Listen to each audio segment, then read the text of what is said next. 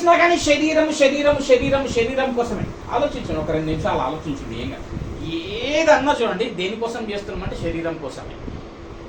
ఏది కష్టపడుతున్నామా శరీరం కోసం, ఇంట్లో ఏదైనా తెచ్చుకున్నామా శరీరం కోసం, ఇంకా దేనికంత మనం ప్రయాసపడుతున్నామా శరీరం కోసం. అసలు ఈ శరీరమును ఏమంటారు తెలుసా? కట్టె అంటారు. తెలుసా? శరీరమును కట్టె అంటారు. కట్టె ఏమంటారు శరీరాన్ని? ఇది లోకములోనికి వచ్చేటప్పుడంట తల్లిని ఏడిపిస్తుందంట. ఈ లోకమును విడిచి వెళ్ళేటప్పుడంట ఎందరినో ఏడిపిస్తుందంట. ఈ శరీరం అనే ఈ కట్టెను గూర్చి అనేకులకు తెలవనటువంటి కొన్ని ఆశ్చర్యమైనటువంటి మాటలు చూద్దాం. ఇప్పుడు సబ్జెక్ట్లోనికి వెళ్తాం ఇక మనం. రైట్, హల్లెలూయా. రైట్, రోమా 7వ అధ్యాయం. రోమీలకు రాసిన పత్రిక 7వ అధ్యాయం. రైట్, బ్రతికి ఉన్నంత కాలము మనిషి ఏమి చేసినా ఎవరినో ఎందుకండి మనం పోల్చుకునేది? మనల్ని పోల్చుకుందాం, మనమే అనుకుందాం. నేను చేసేది ఫలానాది కొందాం అనుకుంటున్నా, దేనికోసం అది అని చూస్తే శరీరం కోసమే. ఫలానాది నేను చేస్తున్నా దేనికోసం అని చూస్తే శరీరం కోసమే. దేనికోసం ఏది చేస్తున్నా శరీరం కోసమే అవుతుంది. కాకపోతే దేవుని మహాకృప వల్ల మనం కొన్ని ఆత్మ సంబంధమైన ఏవో చేస్తున్నాం. దేవునికి స్తోత్రం, హల్లెలూయా. ఆ దేవునికి వెళ్ళలేని వందనాలు.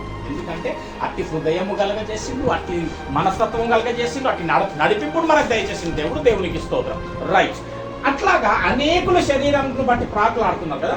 శరీరమును గూర్చినటువంటి కొన్ని అద్భుతమైనటువంటి ఆశ్చర్యమైన సంగతులు బైబిల్లో వ్రాయబడి ఉన్నాయి. అందులో ఒక విషయం చూద్దాం.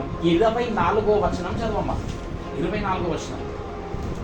అయ్యో అయ్యో అయ్యో అని ఎప్పుడు అంటామమ్మా?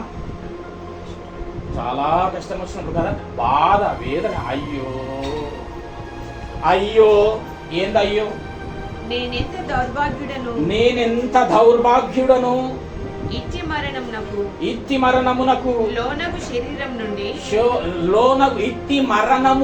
లోనయ్యే ఈ శరీరము నుండి నన్నెవడు విడిపించును? చాలు. ఏమంటున్నారు ఇక్కడ పౌలు గారంటే? చాలా విచిత్రంగా ఉంటుంది మాట, కొద్దిసేపు ఆలోచన చేస్తే. ఈ నా శరీరము నుంచి ఈ శరీరము నుంచి అంటే నన్ను ఎవడు విడిపిస్తాడు అంటున్నాడు. అయ్యో, ఈయన బాధ చూడండి. అయ్యో, ఈ మరణానికి లోనయ్యే ఈ శరీరం నుంచి నన్ను ఎవడు విడిపించును అంటున్నాడు. ఏంది అసలు? ఒకసారి ఆలోచన చేయండి. బైబిల్ దెబ్బ చదివేస్తాం, 3 సార్లు 4 సార్లు చదివేసేస్తాం, కరెక్టే. ఈ శరీరం నుంచి నన్నెవడు విడిపించును అంటున్నాడు ఆయన. ఈ పోలీసుల నుండి నన్నెవడు విడిపించును అర్థమవుతుంది. రైట్, ఈ నక్సలైట్స్ నుంచి నన్నెవడు విడిపించును అర్థమవుతుంది. నన్ను బాధ పెడుతున్న వీడి నుంచి నన్నెవడు విడిపించును అర్థమవుతుంది. ఈ శరీరము నుంచి నన్నెవడు విడిపించును అంటాడేంది?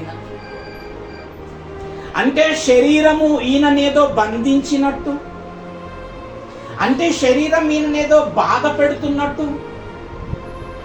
అర్థమైందా? శరీరం ఈయననేదో బంధించినట్టు మాట్లాడుతుండేంది. శరీరం ఈయననేదో బాధ పెడుతున్నట్టు ఈ శరీరం నుంచి నన్ను విడిపించు వాడేవాడంటుండేంది అన్న. నువ్వు ఎవరన్నా? నేనయ్యుండి ఈ శరీరం నుంచి నన్ను వాడు విడిపించినంటాడేంది? కొంచెం విచిత్రంగా ఉంటుంది ఆలోచన చేస్తే. ఈ వర్డ్స్ దగ్గర ఎంతసేపు ఆలోచించినా చాలా బాగా అనిపిస్తుంది. అయ్యో, అంత బాధ ఏంది? అంత కష్టం ఏంది అసలు? అంత వేదన ఏంది?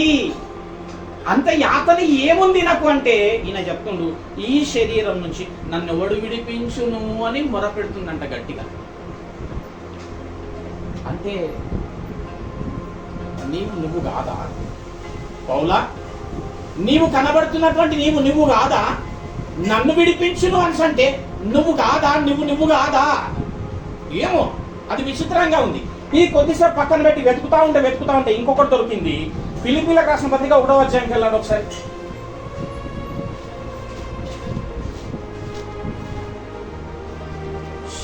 మరణమునకు లోనయ్యే ఈ శరీరము నుండి నన్నెవడు విడిపించును? ఎవరైనా మాట్లాడినా ఇట్లాంటి మాట? చాలా కొత్తగా ఉంది, ఫస్ట్ టైం వింటున్నట్టుగా ఉంది. ఈ శరీరం నుంచి పలానోళ్ళ దగ్గర నుంచి పలానా పరిస్థితి నుంచి అయ్యో నన్ను ఎవరు విడిపిస్తారు, నా సావుకొచ్చింది, ఇది ఏం చేయాలో అర్థమైతలేదు, ఇందులో నుంచి ఎవరు విడిపిస్తారు అనే బాధలు విన్నాం ప్రతి మనుషుల దగ్గర నుంచి. అట్లాంటి వేదనతో కూడినటువంటి మాటలు విన్నాం. కానీ ఈయన్నేమో నా శరీరం నుంచి నన్నోడు విడిపించి, ఈ శరీరం నుంచి నన్నోడు విడిపించిన అంటారు. అసలు శరీరం ఏంది, మరి ఈయన ఏంది, అసలు ఈయన ఎవరు, మరి శరీరం ఎవరు? ఫిలిప్పీయులకు రాసిన పత్రిక 1వ అధ్యాయం 24వ వచనం. ఇది ఇది ఈ అన్న ఈ మెసేజ్ అర్థమైందనుకో అదిరిపోతుంది. శరీరానికి ఇంకా మనం ప్రాధాన్యత ఇవ్వదలుచుకోం. హల్లెలూయా. శరీరం మీద ఇంకా మక్కువ పోతుంది. ఇది గనక అర్థం చేసుకొని దీన్ని ధ్యానిస్తే శరీరం పైన మక్కువ వెళ్ళిపోతుంది. చూడండి, అదిరిపోతుంది. 24వ వచనం, 1:24 ఫిలిప్పు. అయినను నేను శరీరమునందు నిలిచి, మళ్ళా చూడండి, ఇక్కడ మళ్ళా విచిత్రంగానే మాట్లాడుతున్నాడు అన్న. నేను ఈ స్టూల్ పైన నిలిచి ఉన్నాను, ఓకే బాగుంది. నేను ఈ స్టేజ్ పైన నిలిచి ఉన్నా, బాగుంది. ఈయన ఎక్కడ నిలబడ్డాడ? శరీరం. అరే, నేను ఈ శరీరమందు నిలిచి ఉన్నాను. నేను ఈ శరీరమందు నిలిచున్నా అంటాడేంది? ఇక్కడ ఏమన్నా అర్థమవుతున్నాను? పోనీ అర్థమైతే ఏమర్థమవుతుంది చెప్పండి అన్న. నేను కార్పెట్ మీద నిలిచి ఉన్నాను, ఈ బండ మీద నిలిచి ఉన్నాను, బాగుంది. నేనే మాట్లాడుతున్నాను అనుకోండి, నేను ఈ శరీరం ముందు నిల్చున్నానంట అంటే ఏమర్థమవుతుంది ఇక్కడ? ఎవరు ఇంట్లో మాట్లాడతారా? అయ్యో నన్ను శరీరంకి వెళ్ళు అన్న, బ్రదర్ నన్ను శరీరంకి వెళ్ళి ఎట్లా విడిపి బ్రదర్ అంటే పిచ్చా అన్నట్టుంటారు. నేను ఈ శరీరంలో నిలిచి ఉన్నాను అంటే ఏమర్థమవుతుంది? ఏమర్థమవుతుంది? పౌలు గారు అంటున్నారు, నన్ను ఈ శరీరంకి వెళ్ళి విడిపించటంలో బ్రదర్ నేను ఈ శరీరం ముందు నిలిచిన్నాను అని అంటే మీకు ఎట్లా అనిపిస్తుంది? ఏమర్థమవుతుంది? Answer to my question. అర్థమైన కాదు చెప్పండి. వాక్యం ధ్యానిస్తుండాలంట, మజా వస్తుందంట. ఏమర్థమైంది? అయ్యో అనే దగ్గరనే చాలా పెద్ద మాట. అయ్యో అంటే అయ్యో అన్నాడంటే కొంపలు మునిగిపోయినాయి అని అర్థం. ఇక కొంపలు మునిగిపోయినాయి, ఇంకా నాశనం ఏదో అయ్యింది అని అర్థం. అయ్యో నన్ను మరణానికి లోనకు ఈ శరీరం నుంచి నన్నొకటి విడిపించును అని ఒకటో మాట అన్నాడు. ఈడనేమో నేను శరీరమందు నిలిచి ఉన్నా అంటున్నాడు. అంటే సరే ఇంకొంచెం పోదాం. ఇంకొక దగ్గర కూడా చూడండి, పౌలు గారు చాలా చాలా విచిత్రంగా గమ్మత్తుగా మాట్లాడింది. నాకు తెలిసి ఏంటంటే ప్రపంచంలో ఎవరికి తెలవనటువంటి ఏదో ఒక విషయం పౌలు దగ్గర ఉంది. ఎవరికి తెలవనటువంటి ఒక అద్భుతమైన విషయం పౌలు దగ్గర ఉంది. 2వ కొరింథీకి వెళ్ళండి ఒకసారి. 2వ కొరింథీ 2వ పత్రిక 12వ అధ్యాయం. ఇది కూడా చాలా బాగుంటుంది వినండి. కొరింథీ 2వ పత్రిక 2వ కొరింథీ 12వ అధ్యాయం 12వ అధ్యాయం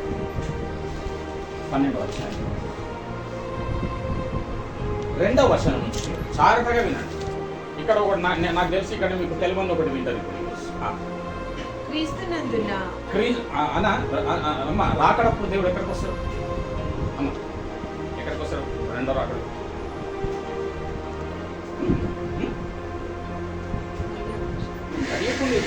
మధ్యాకాశం అంటే ఎక్కడికి? మధ్యాకాశం అంటే ఏమర్థమవుతుంది అన్న? మధ్యాకాశం అంటే ఏమర్థమవుతుంది అన్న? సో ఆ మధ్యలో వరకు అంతేనా? చదువు అమ్మ నీకే అర్థం, ఇంకా వేరే అర్థమైందా? మధ్యాకాశం అంటే అర్థం మధ్యలోకినా ఇంకేమన్నా అర్థమైందా? అంతేనా? క్రీస్తునందున్న ఒక మనిషిని నేను క్రీస్తునందున్న ఒక మనుషుని నేను ఎరుగుతా. నాకు తెలుసు ఎవరంటే భక్తుడు అన్న మాట. ఆయన ఎవరో ఓకే, ఒక భక్తుని నేను ఎరుగుతా, నాకు తెలుసు ఆయన. అతడు 14 సంవత్సరముల క్రిందట, 14 అంటే పౌలు పూర్వం అండి, ఇది 14 సంవత్సరముల క్రిందట 3వ ఆకాశమునకు కొనిపోబడెను. ఎన్నో ఆకాశమునకన్నా 3వ ఆకాశం.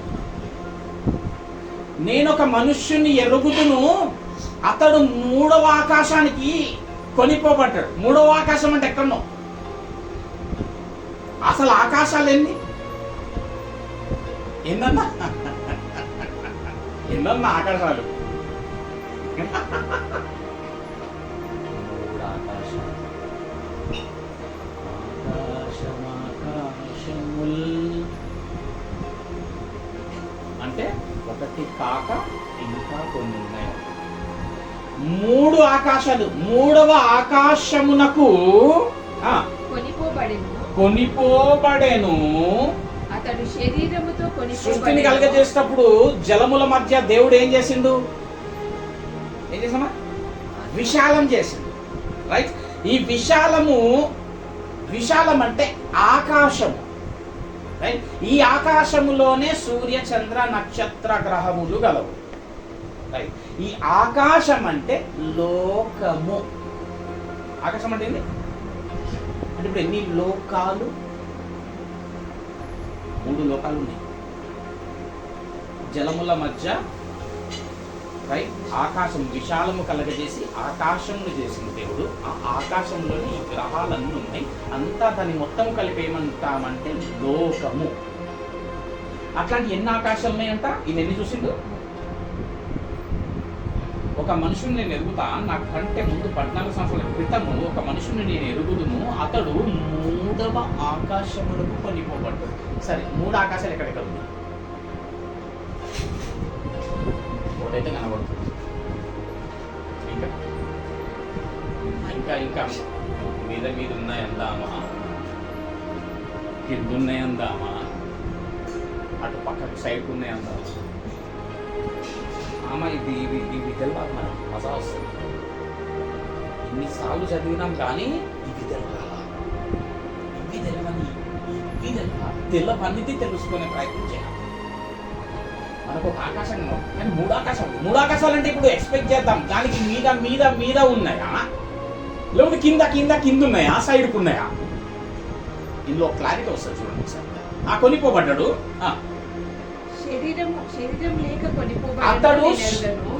అతడు శరీరము లేక కొనిపోబడెను నేను ఎరుగను. శరీరంతో కొనిపోబడెను నేను ఎరుగను. శరీరము లేక కొనిపోబడెను. ఆయన శరీరముతో కొనిపోబడ్డాడో నాకు తెలియదు, శరీరము లేక కొనిపోబడ్డాడో నాకు తెలియదు. అది దేవునికే తెలియను. అది దేవునికే తెలియను. అట్టి మనిషిని నేను ఎరుగుదు. ఈ మనిషి ఎక్కడ కొనుక్కోబడ్డమా? 3వ ఆకాశంలో. 3 ఆకాశాలు ఎక్కడెక్కడ ఉన్నాయి చెప్పనా? చెప్పండి. నంబర్ 1 పైన ఉన్న ఆ ఆకాశం, 1వ ఆకాశం. మనము నివసించేటటువంటిది ఇది 2వ ఆకాశం. దీనికి క్రింద 3వ ఆకాశం. దేవుడు ఎక్కడికి వస్తాడని చెప్పలేదు. మధ్య లోనికి అనలే, మధ్య ఆకాశము అంటే ఇప్పుడు ఎక్కడికి వస్తాడని అర్థమవుతుంది. ఈ భూమి మీద 2వ రాకడప్పుడు అడుగు పెడతాడు దేవుడు. ఇది మధ్యాకాశము.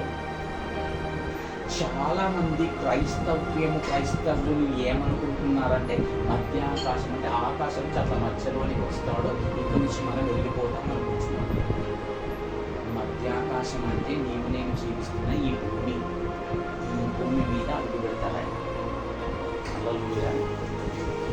ఇప్పుడు అక్కడ కింద రాసి క్లారిటీగా చూడండి. అయితే అతడు పరదేశులోనికి కొనిపోబడి. ఎక్కడికి కొనిపోబడ్డాడంట? పరదేశు. మళ్ళా పరదేశం ఎక్కడుందో ఏమో.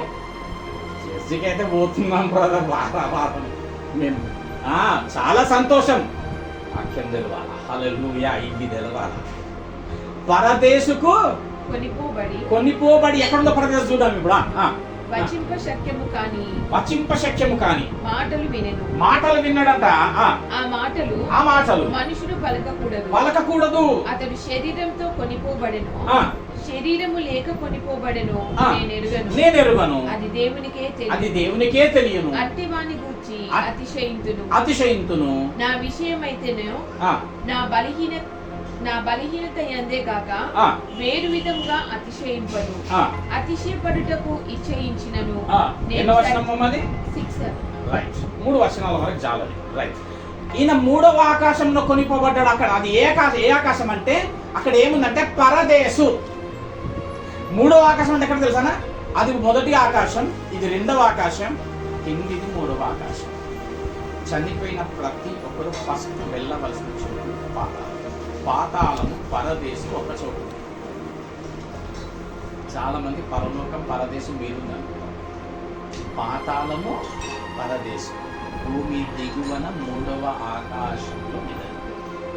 చనిపోయిన ప్రతి ఒక్కరు ఫస్ట్ వెళ్ళాల్సింది అక్కడికి.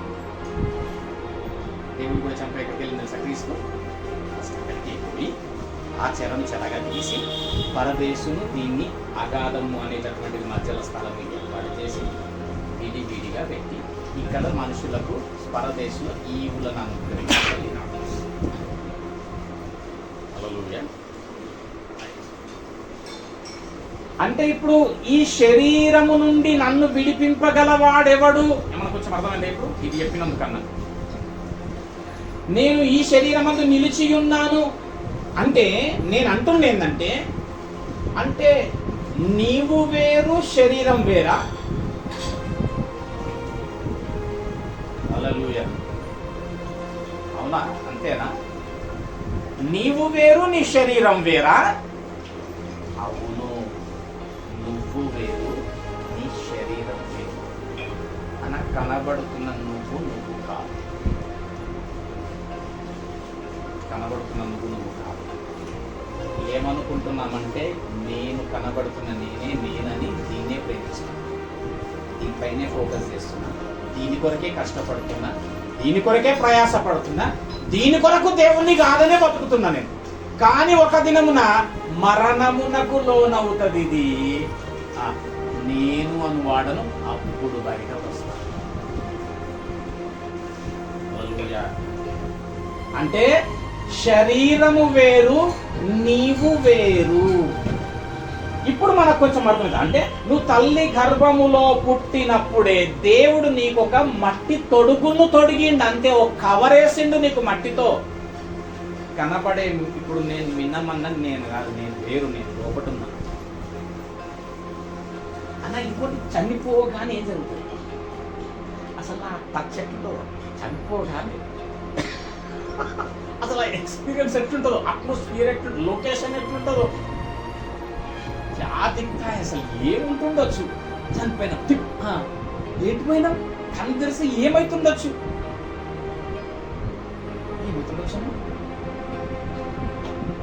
చావగానే ఏం కనబడుతుండొచ్చు? అసలు ఓళ్ళు కనబడతారమ్మ, చావగానే ఓళ్ళు కనబడుతుండొచ్చు.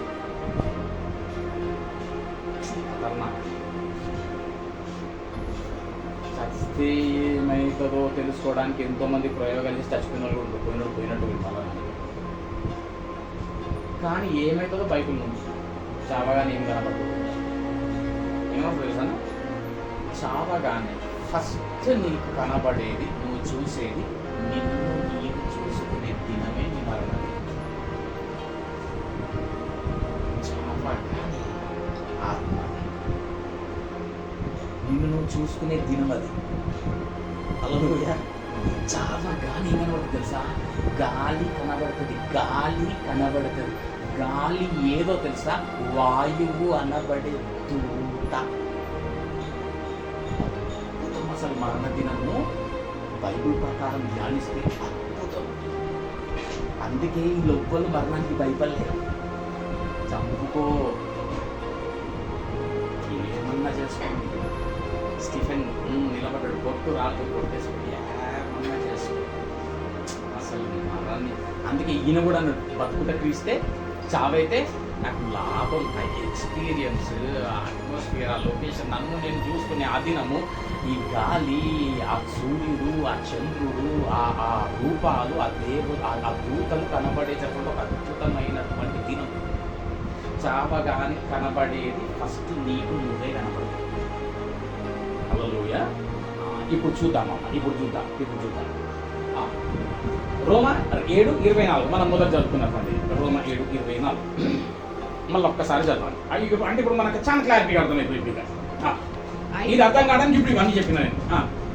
అయ్యో నేనెంత దౌర్భాగ్యుడను. ఇట్టి మరణమునకు ఎంత పిచ్చోని నేను, అసలు ఎంత నేను ఫూల్ని, ఎంత దౌర్భాగ్యుడని. ఈ చనిపోయే ఈ శరీరము నువ్వు గూర్చి నేను బ్రతుకుతున్నానా? అయ్యో.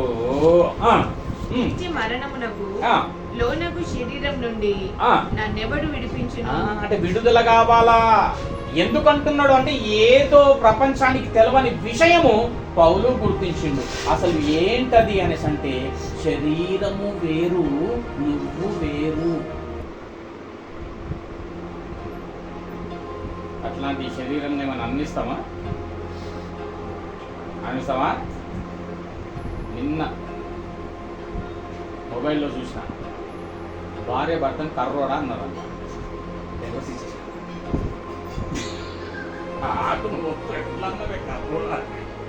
అయ్యో ఎంత పిచ్చోడు. ఒకరోజు మరణంలోకి లోనయ్యే శరీరం బాబు, అంతేనా? వదిలేసేయాలా? ఒక్క మాట అననీయం దాన్ని, శరీరాన్ని. గలతీ 5వ అధ్యాయానికి వెళ్దాం ఒకసారి. రైట్. ఏంది అసలు? దేన్ని చూసి ఎందుకు పౌలు గారు ఇట్లా మాట్లాడినారు అంటే ఏంది శరీరము విషయం ఒకసారి ఆలోచన చేద్దాం. చదవమ్మా. గలతీ 5:17. శరీరము ఆత్మకును. రైట్. శరీరము ఆత్మకును, ఆత్మ శరీరమునకును విరోధముగా అపేక్షించు. విరోధి. మనకు విరోధమా? శరీరము మనకు విరోధి. ఇప్పటి వరకు మనం ఏమనుకున్నాం? శత్రువు ఎవరనుకున్నాము? ఎవరనుకున్నాం? శత్రువు ఎవరనుకున్నాం?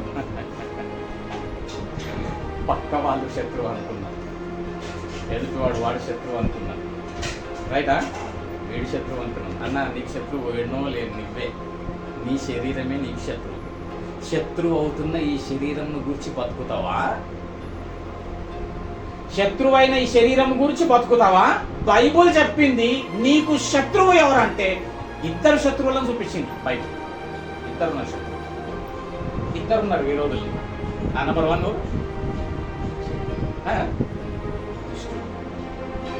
అపవాది అయిన, నీ విరోధి అయిన అపవాది.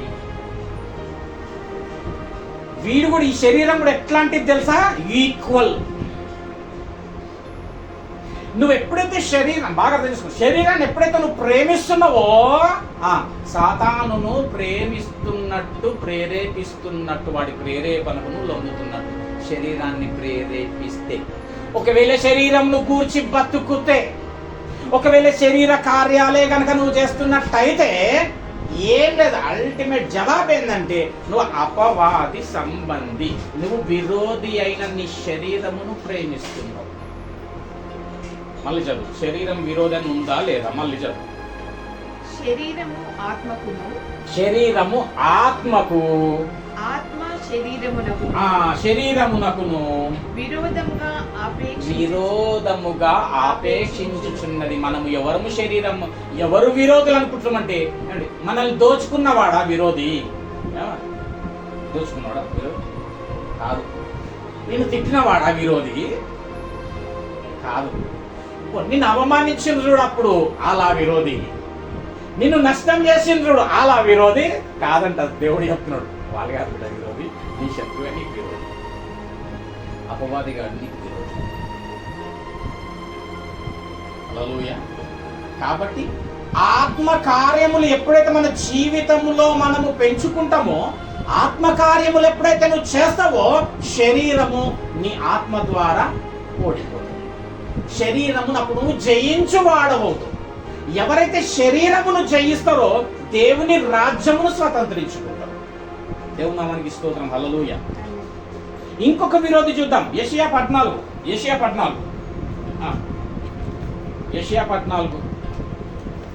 రైట్. ఇంకొక విరోధి ఎవరు అంటే అపవాది. మీ విరోధి అయిన అపవాది గర్జించు సింహము వలె ఎవరిని మృంగుతున్నా అని తిరుగుతున్నదంట. ఈ శరీరము కూడా ఏం చేస్తుంది తెలుసా? నిన్ను, ఆత్మ అనబడేటటువంటి నిన్ను నాశనానికి, పతనానికి ఈడ్చుకెళ్తుంది. జాగ్రత్త. అదే దేవుడు చెప్తున్నాడు, ఆపత్కాలములున్నవి, ఆపదలో పడకు. 14:16 అపవాది అపవాది ఎందుకు శత్రువు అని చూడండి ఇక్కడ. అన్న బాగా అర్థం చేసుకోండి. ఎవరిని శత్రువు అంటారో ఇప్పుడు ఈ వర్స్ తోని మనకు అర్థమవుతుంది. శరీరం ఎందుకు శత్రువు అవుతుంది, అపవాది ఎందుకు శత్రువు అయిండు అనేది అర్థమైతే ఇప్పుడు శరీరం ఎందుకు అవుతావు అనేది అర్థమవుతుంది మనకు. చదవమ్మా 14, 16, 14, 16. అమ్మా నిన్ను చూచువారు నిన్ను నిదానించి చూచుచు ఇట్లు తలపోయిదురు భూమిని కంపింపజేసి రాజ్యములను వణికించువాడు ఇతడేనా లోకమునంతా అడవిగా చేసి దాని పట్టణములను పాడు చేసిన వాడు ఇతడేనా తాను చెరపట్టిన వారిని ఎతడో తెలుసా? అతడు ఎవరు? విరోధి, అపవాది. నాశనం చేసిండు మొత్తము. ఇతడేనా తాను చెరపట్టడం అంటే ఏం తెలుసా? బంధించడం, మనిషిని బంధించడం. ఏం చేస్తుంది తెలుసా? వీడు మనుషులను బంధించి పట్టేసి చెరపట్టిన వారందరినీ తమ నివాస స్థలమునకు పోనీయని వాడు ఇతడేనా. అర్థమైంది ఇక్కడ. వీడు ఏం చేస్తుందంటే మనుషులను చెరపట్టి వాని నివాస స్థలానికి వాడిని పోకుండా చేస్తున్నట్టు ఆపేస్తుందంట.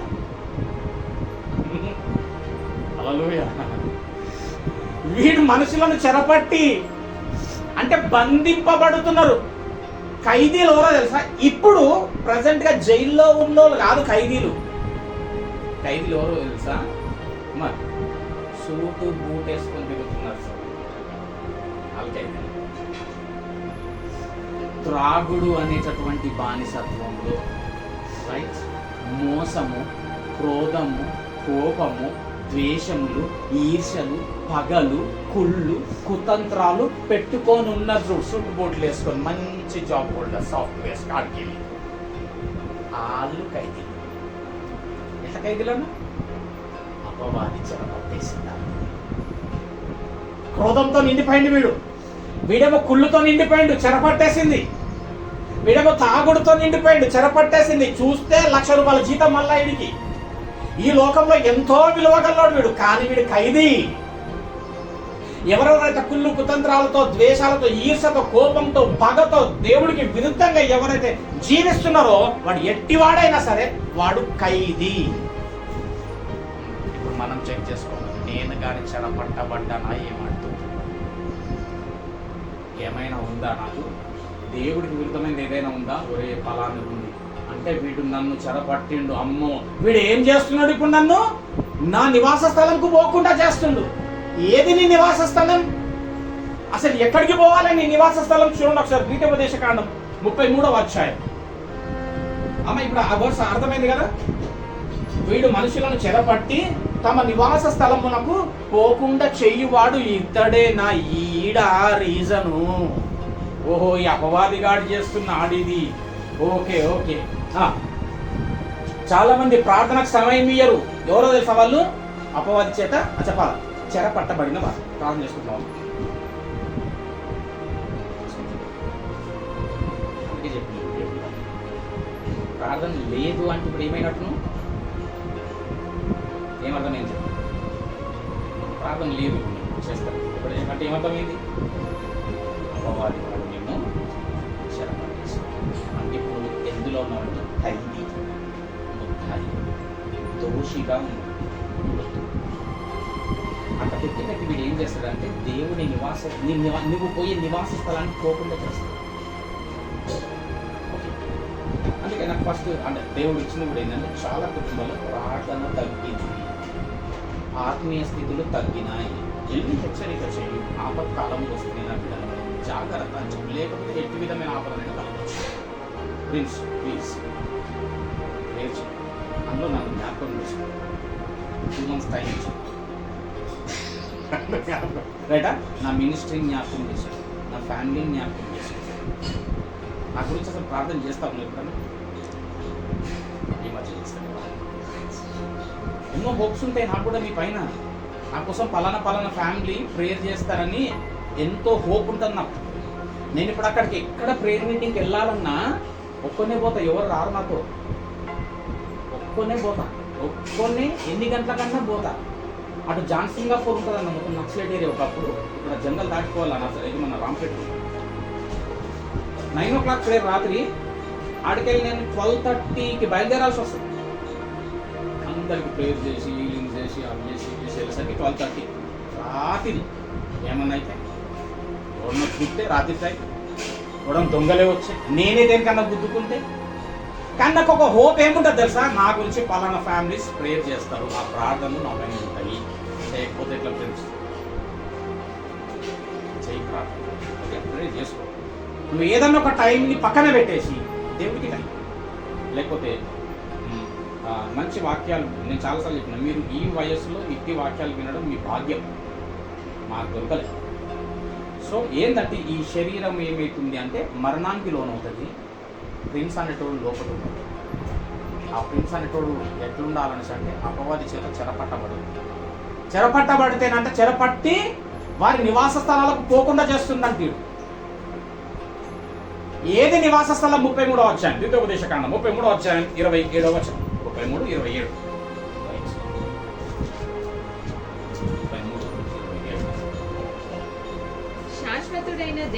శాశ్వతుడు ఎప్పుడూ ఉండేటటువంటి ఆ దేవుడు నీకు నివాస స్థలము. అంటే ఎక్కడికి పోకుండా చేస్తున్నాడు? దేవుడి దగ్గరికి పోకుండా చేస్తాడు. ఇక దేవుడి దగ్గరికి పోకపోతే ఇంకెక్కడికి పోతాం మనం? నెక్స్ట్ నరకం. అంటే వీడు ఏం చేస్తున్నాడు? అందరినీ నరకానికి ఈడుస్తున్నాడు. ఈర్ష అనేది ఒకటి పెడుతున్నాడు వాడి మనసులో, ప్రేరేపిస్తున్నాడు. కుళ్ళు అనేటటువంటి దాని ఒకటి మనసులో పెడుతున్నాడు. కథం బంధించేస్తున్నాడు, చెరపట్టేస్తున్నాడు. కథం రేపు వాడు చచ్చినాక వాడి నివాసాలకు పోకుండా నరకంలోనికి వెళ్ళిపోతాడు. క్లియర్? రైట్. అర్థం చేసుకోవాలి అంతే. రైట్. ఇంకొకటి 90వ అధ్యాయం కీర్తన 90వ అధ్యాయంలో కూడా నివాస స్థలం ఏది అనేటటువంటి అక్కడ రాసిందో చూడండి. అంటే ఇప్పుడు శత్రువు అని ఎవరినన్నా అమ్మ, శత్రువు ఎవరినన్నా అంటున్నది బైబుల్ అంటే నీ కనబడేటోడు, నిన్నేదో చేసినోడు, నిన్నేదో అన్నోడు, నీ జాగనేదో తీసుకున్నోడు కాదంట.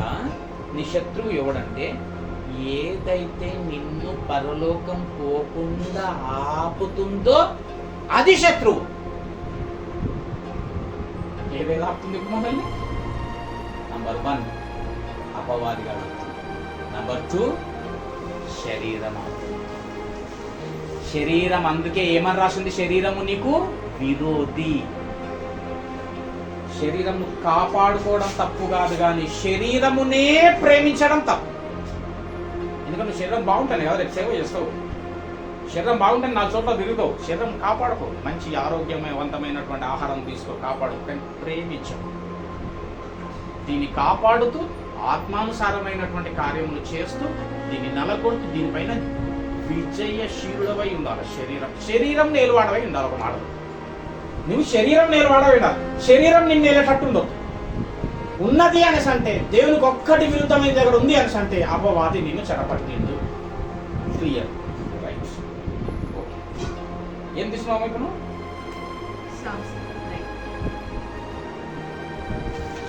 రైట్. ఇక మత్తయి సువార్త 5వ అధ్యాయంకి వెళ్దాం. 2వ శత్రువు. ఇప్పుడు మొదటి శత్రువు ఎవరు చూసినాం మనము? అపవాదిని చూసినాం. రైట్. ఎందుకు శత్రువు అయింది వాడు?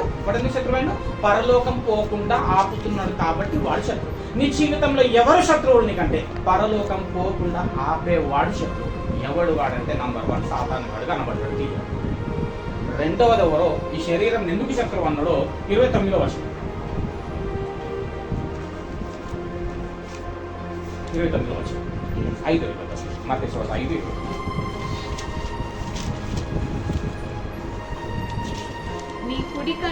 నీ కుడి కన్ను నిన్ను అభ్యంతరపరుస్తదంట. కుడి కన్ను దాన్ని పెరికేసేయి, నీ యొద్ద నుండి పారేసేయి దాన్ని.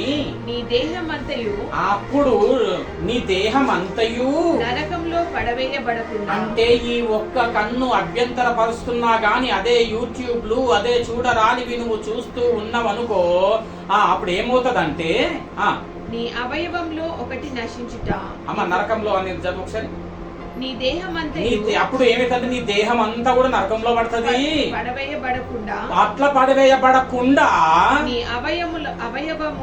అవయవములలో ఒకటి నశించుట, ఆ ఒక్కటి నిన్ను డిస్టర్బ్ చేసే ఒక్కదాన్ని తీసేసి నశించడం వల్ల నీకు ప్రయోజనకరము కదా. నీకు ప్రయోజనకరం కదా అంటే ఏమంటున్నాడు? దినదినము నిన్ను ఆటంకపరుస్తున్న ప్రతి ఒక్క దాన్ని నువ్వు చెరిపేసుకో, శారీర సంబంధమైన వాటిని. ఇప్పుడు వీడు ఏం చేస్తున్నాడు? పరలోకం వెళ్లకుండా అభ్యంతరపరుస్తున్నాడు, ఆటంకపరుస్తున్నాడు. ఎవడు? శరీరం.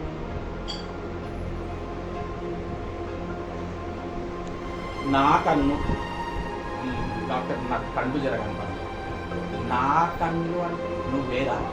నీ కన్ను వేరా? నా శరీరం జర నాకు సహకరిస్తలే అంటారు కదా, అంటారు కదా. కానీ వాళ్ళు ఎందుకంటారో తెలియదు, కానీ సత్యం మాట్లాడుతున్నారు. నా శరీరం నాకు సహకరిస్తాను అంటే నీవు వేరు, నీ శరీరం వేరు అని ఒకటి ఆలోచిస్తాను మనిషి. మాట అంటున్నాడు కానీ అరే నేను వేరు, నేననేది వేరు, నా శరీరం వేరు కదా అనేది ఒకటి ఆలోచిస్తాను. ఆ మనిషి చనిపోతే కూడా ఏమంటారు తెలుసా? రేపు ఒక భర్తని చనిపోయిన ఒక భార్య ఏమంటుందంటే మా ఆయన లేడు అంటే పెట్టెలో ఉన్నాడు కదా అంటే ఏమంటారు? లేడు లేడు, మా ఆయన లేడు, పోయిండు. ఏమైపోయిండు? చనిపోయిండు. ఎట్లా పోయిండు? ఆత్మగా వెళ్ళిపోయిండు. మరి ఆయన ఎవరంటే అది శవం, అది ఒక కట్టె, అది ఒక కాల్చివేయబడే దుమ్మ అయ్యేటటువంటి మట్టికి మట్టిగా కలిసిపోయి ఒక ధూళనబడే కట్టె. మా ఆయన అందుకే అన్నాడు, మరణమునకు లోనగు ఈ శరీరము నుండి నన్ను విడిపింపగలవాడు ఎవడు? ప్రేమైనటువంటి దేవుని బిడ్డలారా, ఏది నీ శరీరంలో అభ్యంతరపరుస్తుందో గమనించి దాన్ని పెరికి వేసేయు. అంటే పెరిగేసినట్టు నరికేసి తీసి పాడే కాదు, దాన్ని ఆ అలవాటిని నరికేసేయి, ఆ యాటిట్యూడ్స్ ని నరికేసేయి, అంటే తీసేసేయి, మళ్ళీ చెయ్యకుండా ఉండు. ఏమవుతుంది అంటే అది అది తర్వాత మీరు చదువుకుంటూ ఉండమ్మా. మీ చెయ్యి నిన్ను అభ్యంతరపరిచిన ఎడలా అని కూడా ఉంటారు కదా. ఓకే, నీ కూడా చెయ్యి నిన్ను అభ్యంతరపరిచిన దాన్ని కూడా పెరిగేసి, చెయ్యరాని కార్యాలు చేస్తుందా పెరిగేసి, చూడరాని చూస్తుందా దీన్ని పెరిగేసి. లేకపోతే నువ్వు నాశనం నరకానికి తీసుకెళ్తుంది ఈ శరీరం. ఈ శరీరం ఎవరంటే నీకు విరోధి, ఆత్మకు విరోధి ఈ శరీరము. రైట్. ఇంకో వేరొక నియమం కూడా రోమా 7వ అధ్యాయం తీయం ఒకసారి. కాబట్టి ఏమని రాసిందంటే మనకు వేరొక నియమం కూడా ఉందంట. 7వ అధ్యాయం 23వ వచనం. రోమా 7వ అధ్యాయం 23వ వచనం.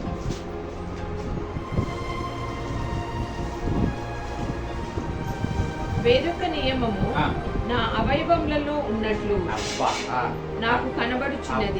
ఏం పట్టిండన్నయ్యా? అరే ఏదో జరుగుతుంది నా లోపల, నా పార్ట్స్ లో, నా శరీరంలో ఏదో వేరొక నియమం ఉందంట. ఇక గుర్తించుడు. అరే ఏదో కొంచెం గలత్ దిక్క, నా లోపల ఏదో వేరొక నియమం ఉన్నది. ఇప్పుడు చూడమ్మా, అక్కడ 18వ వచనం చదవమ్మా. 18వ వచనం చదువు. నాయందు అనగా నా శరీరమందు. ఇప్పుడు అర్థమవుతుంది వేరొక నియమం అంటే అర్థం కావడానికి ఫస్ట్ కింది చదివించిన మీదికి వెళ్ళండి. నా శరీరమందు మంచిది ఏదియు నివసింపదని నేను ఎరుగుదును. పట్టేసింది నవ్వు. శరీరం అనేది మంచి చెయ్యదు, మంచి కార్యాలు చెయ్యదు. దీని నుంచి నేను విడిపింపబడాలి.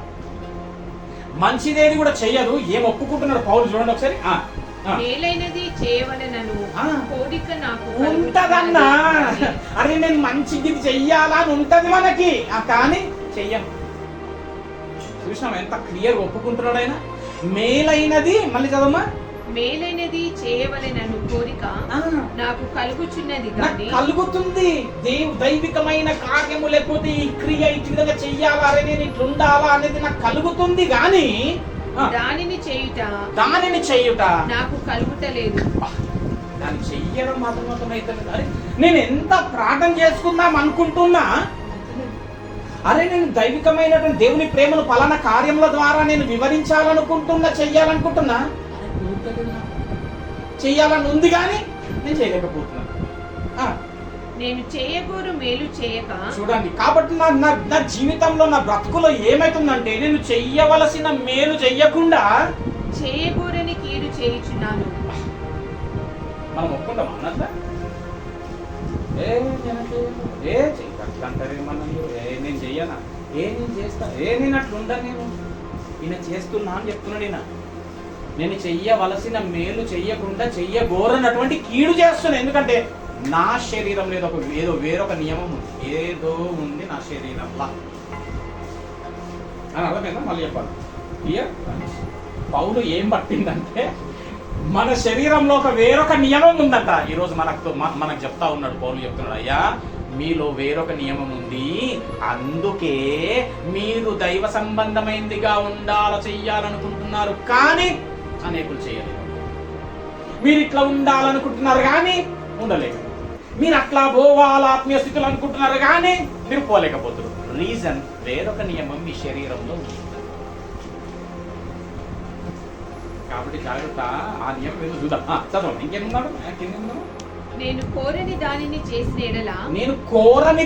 చేసిన ఎడల దానిని చేయునది నాయందు నివసించే పాపమే గాని ఇకను నేను కాను. కాబట్టి మేలు చేయగోరు నాకు కీడు చేయుట కలుగుచున్నదను ఒక నియమము నాకు కనబడుచున్నది. మేలు చేద్దామనుకుంటే కీడు చేసేటటువంటి ఒక నియమం నాకు కనబడుతుంది. ఆ నియమం ఏంటి అంటే యాకోబుకి వెళ్ళండి, ఆడుంది చూడండి. యాకోబు 4వ అధ్యాయం. యాకోబు 4వ అధ్యాయం 1వ వచనం. ఆత్మకు మంచి ఆలోచనలే ఉంటాయి, ఆత్మ సంబంధమైన ఆలోచనలే ఉంటాయి, కానీ ఒక్కటి ఆత్మ సంబంధమైనటువంటి బ్రతుకులదు మనుషుల్లో. ఎందుకంటే వాళ్ళ శరీరంలో వేరొక నియమం ఉంది, అది అన్ని చెయ్యరాని కార్యములు చేపిస్తా ఉంది. అంతే. 4వ అధ్యాయం 1వ వచనం. మీలో యుద్ధములను పోరాటములను దేని నుండి కలుగుచున్నవి? దేని నుండి కలుగుతున్నాయండి ఇవన్నీ? యుద్ధాలు, ఈ పోరాటాలు, ఈ ప్రయాసాలు, ఈ ఈర్షలు, కుళ్ళు, కుతంత్రాలు, ద్వేషాలు దేని ఎందుకు కలుగుచున్నవి? మీ అవయవములలో పోరాడు మీ భోగేచ్ఛల నుండియే కదా కలిగేది. మీరు ఆశించుచున్నారు గాని అందుకే మీరు ఆశిస్తున్నారు గాని మీకు దొరుకుతలేదు. నరహత్య చేయుదురు. చాలమ్మా. అంటే శరీర సుఖాలు వేరొక నియమం ఏంటి అంటే, ఆ నియమం ఏం చేస్తుంటది అంటే కేవలం శరీరమును సుఖ పెట్టేటటువంటి విధముగానే నడిపిస్తుంది. శారీర సంబంధమైన సుఖములే మన శరీరములో ఉన్న వేరొక నియమం. అది ఏం చేస్తుందంటే ఆత్మానుసారమైనటువంటి పనులు చేపిస్తలేదు. చేద్దాం అనుకుంటున్నా చేయలేకపోతుంది. వేరొక నియమం ఏదో ఉంది. పట్టిండు పౌలు, పట్టే మాట్లాడుతుండు. ఇప్పుడు మాట్లాడుతున్నాడు. అని ఏం మాట్లాడుతున్నాడు? అయ్యో మరణమునకు నాకు ఈ శరీరం నుంచి నా రోడ్డు విడిపిస్తాడు బాబు, నన్ను విడిపించండి, నాకు ఈ శరీరం నుంచి విడుదల కావాలి. నేను నా శరీరంలో నిలబడ్డా, అంటే నేను వేరు, నా శరీరం వేరు. ఇదిగో నా మాట వినండి, శరీరము మనకు విరోధి అని సంఘం చెప్తున్నాడు. నీ శరీరమే నీకు విరోధి. నువ్వు పబ్లిక్ పైన పెట్టుకోకు విరోధి. నీ కనబడుతున్న వారి పైన విరోధం పెట్టుకోకు. వాళ్ళు విరోధులు కాదు, నువ్వంతా సహోదరులు, మీరంతా దేవుని పిల్లలు. మనం అందరము, మనకు విరోధం ఎన్నో లేడు. ఆ సంకల్ప పిల్లని పెట్టుకొని ఊరంతా ఎత్తికినామంటారు. అట్లనే విరోధిగా నిన్నే పెట్టుకొని ఏదేదో ఏమేమో చూసి ఏదేదో పంతాలు పట్టింపులకు పోతాము. అసలు విరోధి మన శరీరమే. కాబట్టి శరీరం ఏం చేయాలా? నలగొట్టాలా. ఈ శరీరం ఆత్మ సంబంధమైన కార్యములు ఎంతైతే పెరుగుతుంటాయో మన జీవితంలో, శరీరం అంతగా నలిగిపోతుంది. శరీర కార్యాలు నలిగిపోతాయి. ఆత్మ సంబంధమైన కార్యముల చేత మనము చేరవలసిన నివాస స్థలంలోకి మనం రేపు చేరువారమై ఉంటాం. నేనేమంటున్నా అంటే, ఒకవేళ ఈ భోగేచ్ఛల్లోనే పోతే నువ్వు అడిగి పోయినాక ఆత్మగాను వెళ్ళి ప్రభు ఒక్కటి కూడా మంచి కార్యం చేయలేని ప్రభు శరీరం మనిషి అంటుకుంటాడు. అయినా అసలు ఆత్మ ఏడికి పోతుంది? ప్రసంగి 7:12 ప్రకారము మట్టికి మట్టయిపోతావు, ఆత్మ తాను దయచేసిన దేవుడి యొద్దకు పోతావు కదా. నువ్వనే అప్పుడు నీవు దేవుడి దగ్గర నిలబడి, ప్రభువా నా లోపల ఉండే చూడు శరీరం అనేది ఒక నియమం ఉండే కదా, ఆ నియమం నన్ను ఒక్క కార్యం చేయలేదు ప్రభు అంటే, అయ్యో పోంతి బిడ్డ దా అంటాడా? లేదు చక్కగా నరకం పోతుంది. కాబట్టి ఈరోజు దేవుడు మాట్లాడుతున్న విషయం ఏంటంటే నీ విరోధిని నువ్వు జయించు వాడవై ఉంటానా